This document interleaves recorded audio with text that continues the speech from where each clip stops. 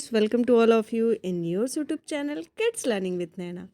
मैं हूं अनुराधा, आप सबकी दोस्त। आज मैं आप सभी के लिए एक कहानी लेकर के आई हूं जो कि मोहन राकेश जी की कहानी है, गिरगिट का सपना। एक गिरगिट था, अच्छा मोटा ताज़ा, काफ़ी हरे जंगल में रहता था। रहने के लिए एक घने पेड़ के नीचे अच्छी सी जगह बना रखी थी उसने। खाने पीने की कोई तकलीफ़ नहीं थी। आसपास के जीव जंतु बहुत मिल जाते थे, फिर भी वह उदास रहता था। उसका ख्याल था कि उसे कुछ और होना चाहिए। और हर चीज़, हर जीव का अपना एक रंग था, पर उसका अपना कोई एक रंग था ही नहीं। थोड़ी देर पहले नीले थे, अब हरे हो गए। हरे से बैगनी, बैगनी से कत्थई, कत्थई से स्याह। यह भी कोई जिंदगी थी। यह ठीक था कि इससे बचाव बहुत होता था। हर देखने वाले को धोखा दिया जा सकता था। खतरे के वक्त जान बचाई जा सकती थी। शिकार की सुविधा भी इसी से थी। पर यह भी क्या कि अपनी कोई एक पहचान ही नहीं। सुबह उठे तो कच्चे भुट्टे की तरह पीले, और रात को सोए तो भुने शकरकंद की तरह काले। हर 2 घंटे में खुद अपने ही लिए अजनबी। उसे अपने सिवा हर एक से ईर्ष्या होती थी। पास के बिल में एक सांप रहता था। ऐसा बढ़िया लहरिया था उसकी खाल पर कि देखकर मज़ा आ जाता था। आसपास के सब चूहे चमगादड़ उससे खौफ खाते थे। वह खुद भी उसे देखते ही दुम दबाकर भागता था, या मिट्टी के रंग में मिट्टी होकर पड़े रहता था। उसका ज़्यादातर मन यही करता था कि वह गिरगिट न होकर सांप होता तो कितना अच्छा था। जब मन आया पेट के बल रेंग लिए, जब मन आया कुंडली मारी और फन उठाकर सीधे हो गए। एक रात जब वह सोया तो उसे ठीक से नींद नहीं आई। 2-4 कीड़े ज़्यादा निगल लेने से बदहज़मी हो गई थी। नींद लाने के लिए वह कई तरह से सीधा उल्टा हुआ, पर नींद नहीं आई। आँखों को धोखा देने के लिए उसने रंग भी कई बदल लिए, पर कोई फ़ायदा नहीं हुआ। हल्की सी ऊँघ आती, पर फिर वही बेचैनी। आखिर वह पास की झाड़ी में जाकर नींद लाने की एक पत्ती निगल आया। उस पत्ती की सिफारिश उसके एक और गिरगिट दोस्त ने की थी। पत्ती खाने की देर थी कि उसका सिर भारी होने लगा। लगने लगा कि उसका शरीर जमीन के अंदर धंसता जा रहा है। थोड़ी ही देर में उसे महसूस हुआ जैसे किसी ने उसे जिंदा जमीन में गाड़ दिया हो। वह बहुत घबराया।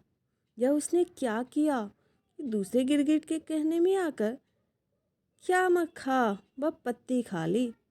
अब अगर वह जिंदगी भर जमीन के अंदर ही दफन रहा तो वह अपने को झटक कर बाहर निकलने के लिए जोर लगाने लगा। पहले तो उसे कामयाबी हासिल नहीं हुई, पर फिर लगा कि ऊपर ज़मीन पोली हो गई है और वह बाहर निकल आया है।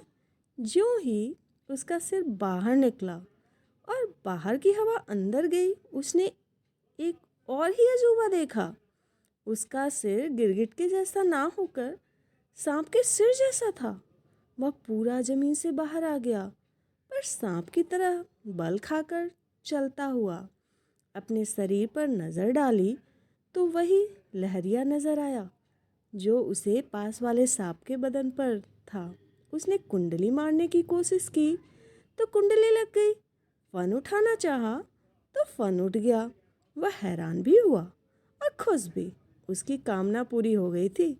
वह सांप बन गया था। सांप बने हुए उसने आसपास के माहौल को देखा। सब चूहे चमगादड़ उससे खौफ खाए हुए थे।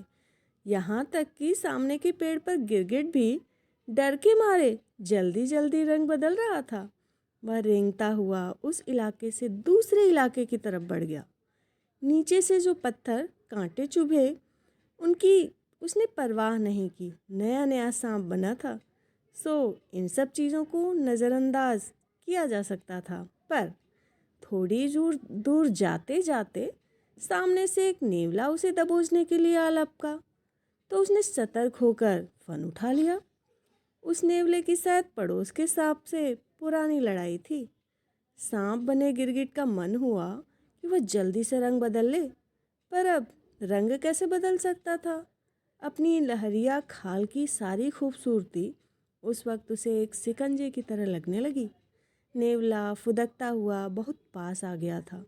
उसकी आंखें एक चुनौती के साथ चमक रही थी। गिरगिट आखिर था तो गिरगिट ही। वह सामना करने की जगह एक पेड़ के पीछे जा छुपा। उसकी आंखों में नेवले का रंग और आकार बसा था। कितना अच्छा होता अगर वह सांप न बनकर नेवला बन गया होता। तभी उसका सिर फिर भारी होने लगा। नींद की पत्ती अपना रंग दिखा रही थी। थोड़ी देर में उसने पाया कि जिस्म में हवा भर जाने से वह जो है काफ़ी फूल गया है। ऊपर से गर्दन निकल आई है और पीछे को झबरेली पूंछ। जब वह अपने को झटक कर आगे बढ़ा तो लहरिया सांप एक नेवले में बदल चुका था। उसने आसपास नज़र दौड़ाना शुरू किया कि अब कोई सांप नज़र आए तो उसे वह लपक ले, पर सांप वहाँ कोई नहीं था। कोई सांप निकल कर आए इसके लिए उसने ऐसे ही उछलना कूदना शुरू किया। कभी झाड़ियों में जाता, कभी बाहर आता, कभी सिर से ज़मीन को खोदने की कोशिश करता। एक बार जो वह जोर जोर से उछला तो पेड़ की टहनी पर टंग गया।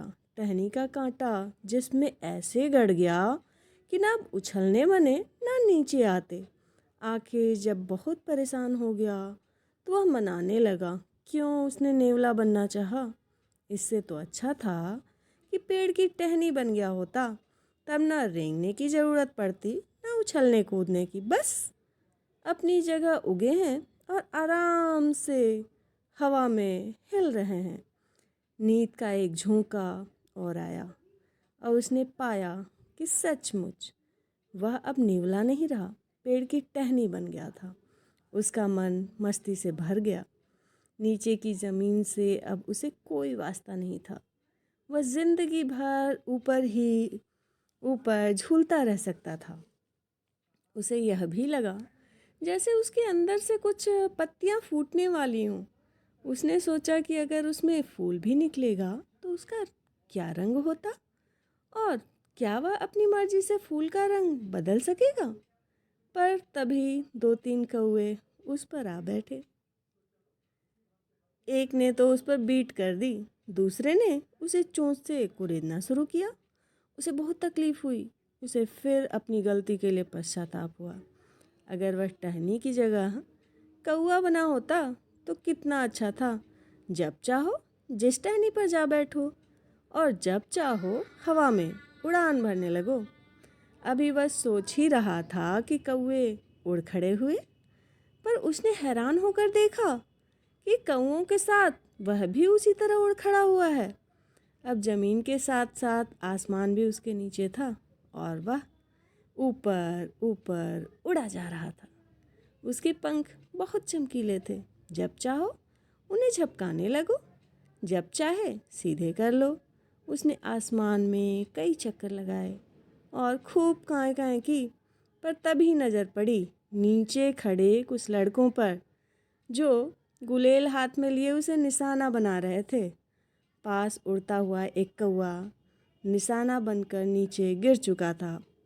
उसने डर कर आँखें मूंद ली। मन ही मन सोचा कि कितना अच्छा होता अगर वह कौवा न बनकर गिरगिट ही बना रहता। पर जब काफ़ी देर बाद भी गुलेल का पत्थर उसे नहीं लगा तो उसने आँखें खोल ली। वह अपनी उसी जगह पर था जहाँ सोया था। पंख वंख अब गायब हो चुके थे और वह वही गिरगिट का गिरगिट था।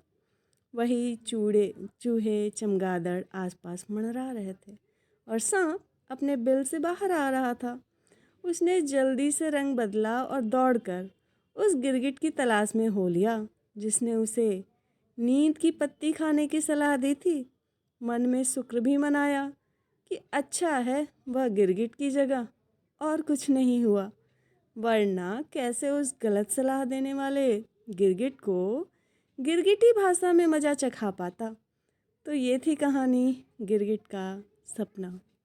उम्मीद है आप सबको अच्छी लगी होगी। अच्छी लगी है तो लाइक करिए और शेयर करिए। Thanks for watching. Bye bye.